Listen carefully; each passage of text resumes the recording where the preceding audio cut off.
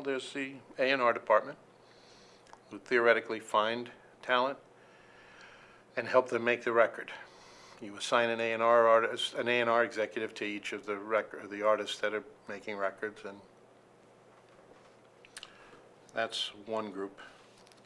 We have a marketing department, which is made up of product managers and a head of marketing, and an art department, and they have to, and a sales department, and they have to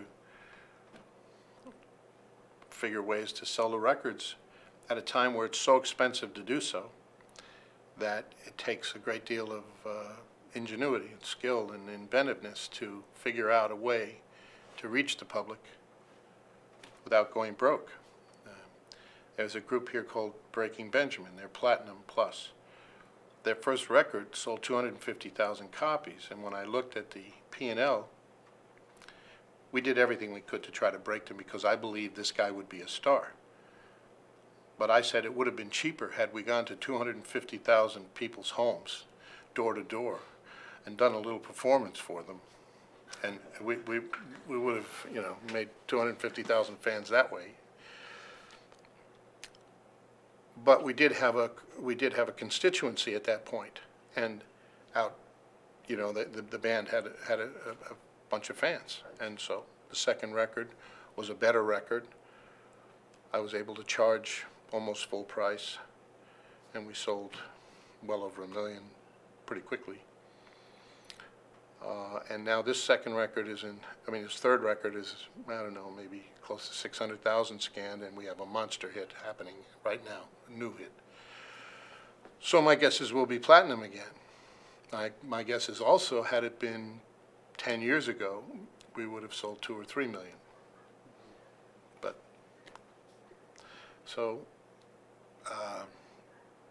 marketing, I guess. I was just talking about the expense of marketing. And then there's a promotion team. We have an old-fashioned, old-school promotion team. I don't mean that the guys are old school, because they're not, but they're young men who I think are fantastic and find ways to get our teeny boppers on the radio, because, you know, that radios really judge their demographics from 18 and above. That's who the advertisers care about. And a lot of our artists are listened to by people who are under 15. So they can get a lot of great reaction, but it's from the wrong people. So it's a hard job for us to get them done. And we did. We did it with Hillary. We did it with Vanessa to a pretty good degree. We've sold about 900,000 Ali and AJ records, and we got top 40 radio on them. On Jesse McCartney, Platinum Plus. You know, anyway, so radio guys. And then our internet, the internet's part of our marketing department. We have an individual who reports to the head of marketing, who is himself an internet maven, and we have all kinds of promotions and schemes and whatever on the internet, none of which I'm going to talk about, but we do all kinds of stuff. I will tell you one thing. If you buy a record from our music group and you happen to put it into your computer, a series of questions come up, and it's easier to answer those questions and move on from there than it is to not. I mean, you can get around it. You don't have to answer them, but it's simple. So we know pretty much whether you're a male, female, whether you're under this age, you know, some basic. And we also learned something else. I'm going to make the numbers up. Let's say we sell 10,000. I mean, we get 10,000 people in the first week of a release putting a CD into the computer. We know better than anybody how much we're going to have scanned that week. It usually represents a multiple that's consistent. So Universal will tell us we're going to sell, let's just pick a number. Oh, you're going to sell, Hillary's going to sell 220,000.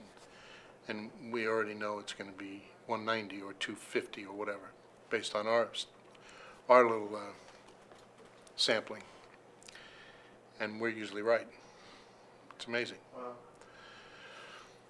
And when, you know, we do all kinds of video premieres, we do all kinds of crazy stuff on, there's no record that comes out simply radio and a couple of TV appearances. We do a lot of stuff.